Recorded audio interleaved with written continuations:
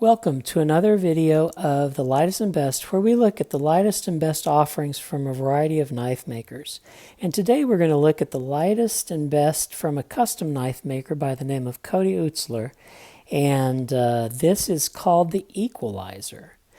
Kody Eutsler is the owner of Eutsler Custom Knives. He is a self-taught knife maker from the Ozarks. Kody makes the Equalizer in a variety of lengths, and he doesn't have a mini Equalizer or a maxi Equalizer. He just makes them according to the length that you want.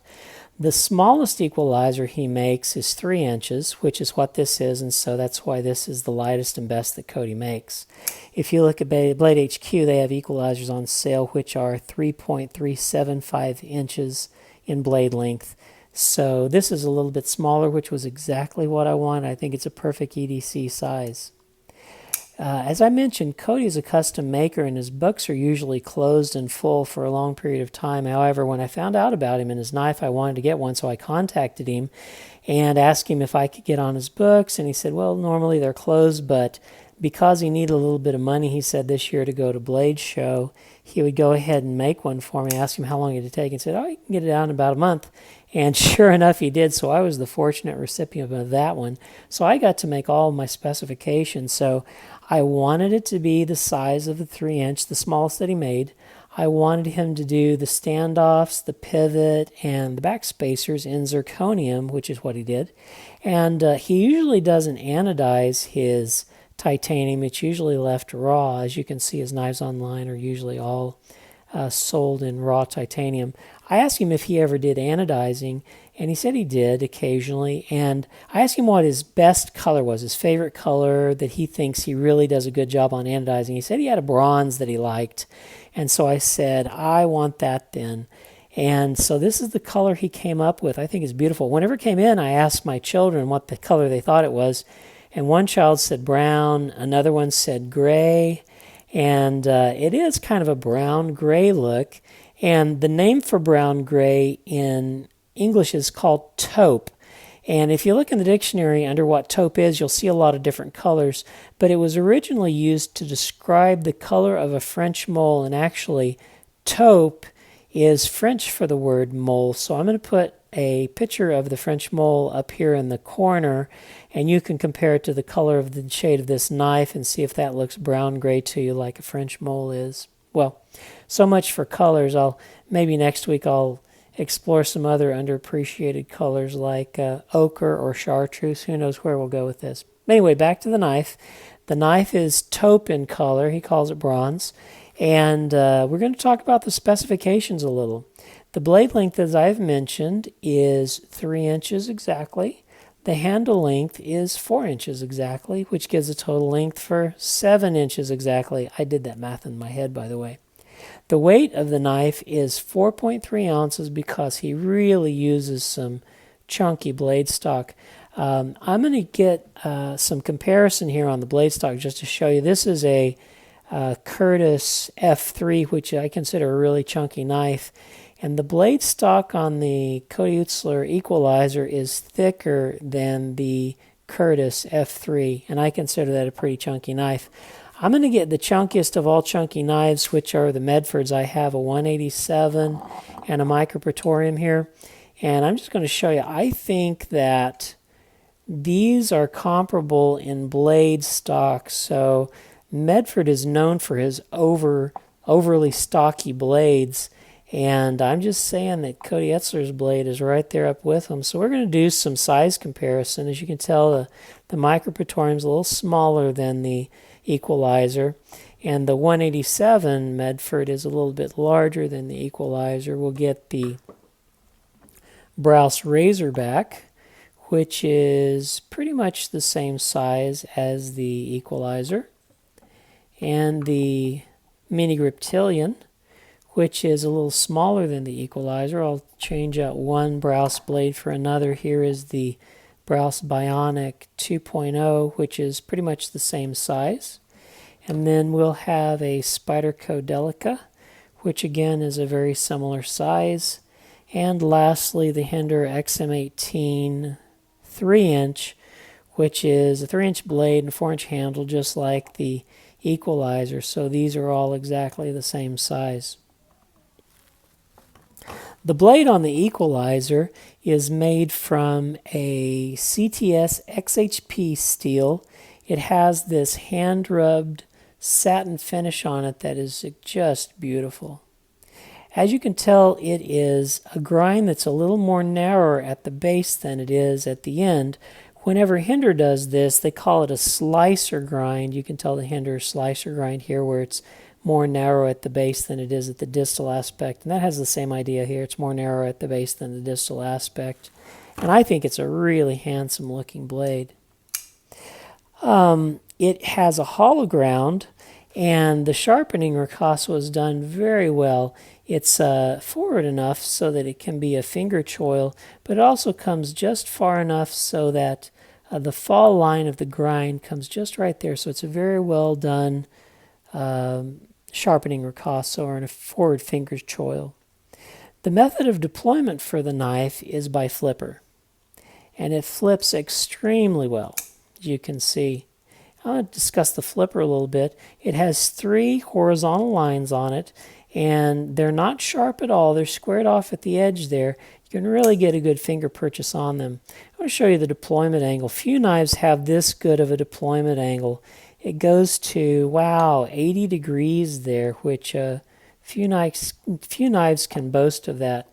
The geometry of the flipper is very good too. As you can tell, here is the midline, and his flipper is well ahead of the pivot, which gives you that excellent geometry and makes a great flipper, which allows him to get that 80-degree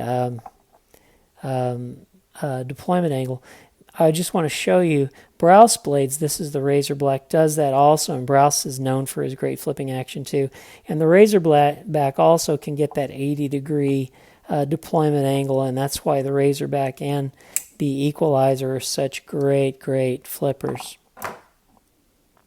Okay, we'll talk about the handle a little bit now.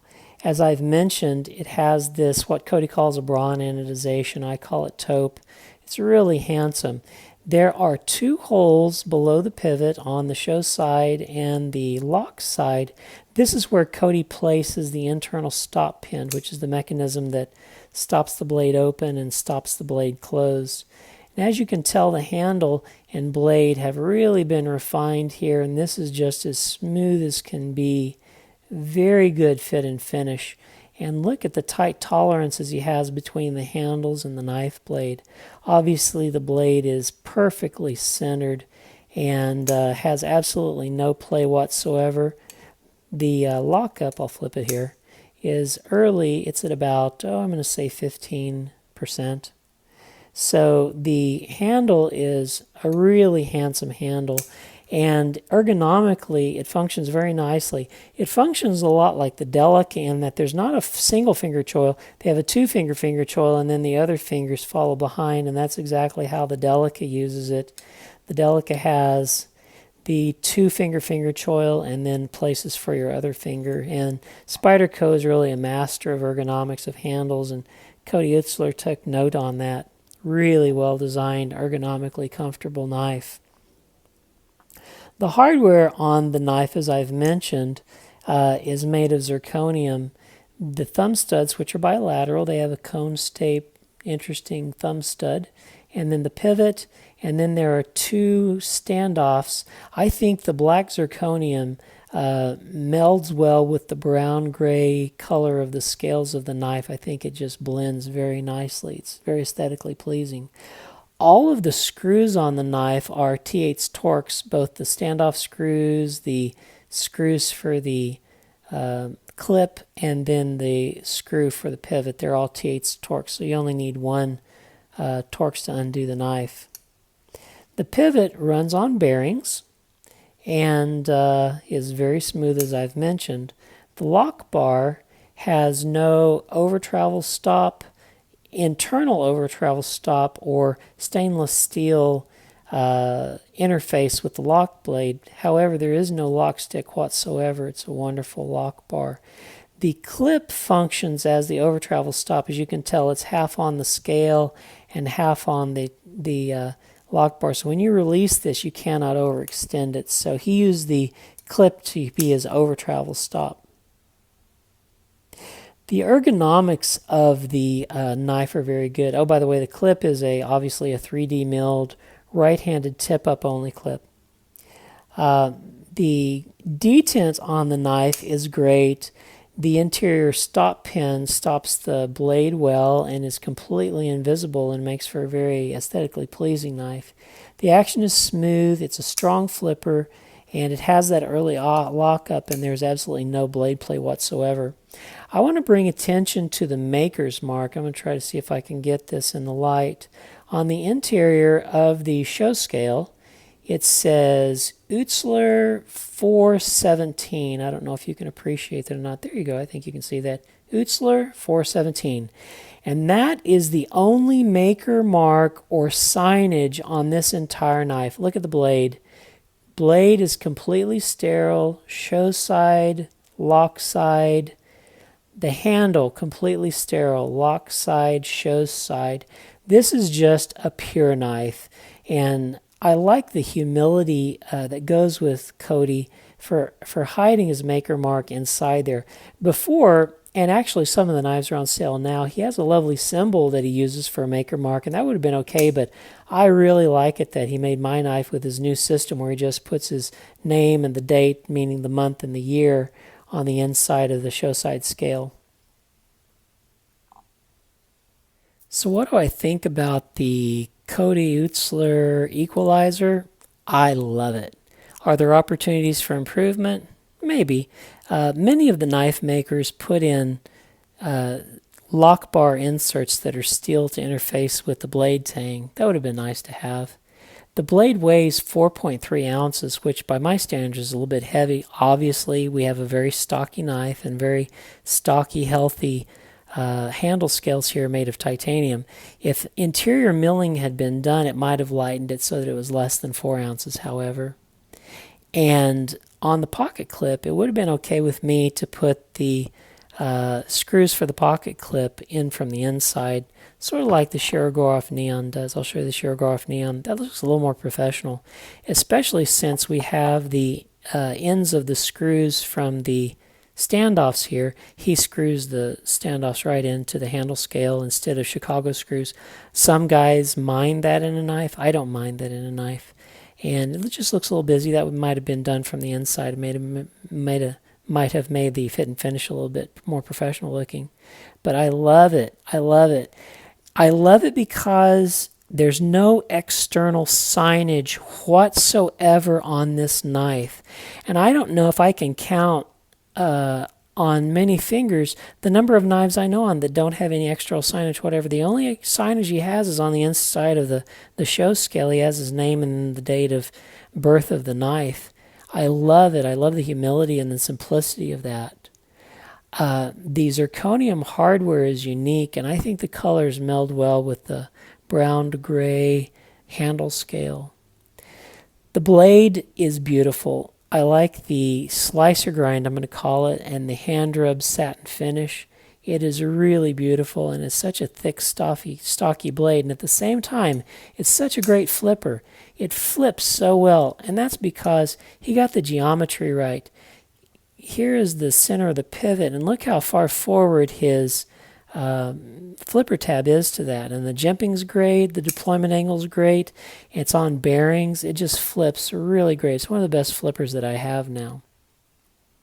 And the knife is beautiful. It's got the taupe handle with the black zirconium hardware. It looks very subtle and subdued and classy. And then the hand rub satin on the slicer grind blade. It is just a classy looking knife. All I can say is it's my new favorite knife now. So, if you're in the market for a custom EDC knife, which is the perfect size with the perfect fit and finish, and the perfect detent with a great flipping action, contact Kody Eutsler and see if you can get one of his 3-inch equalizers. You won't be sad you did. You'll never regret it. Well, thanks for watching the video. Like and subscribe, and we'll see you on the next lightest and best video.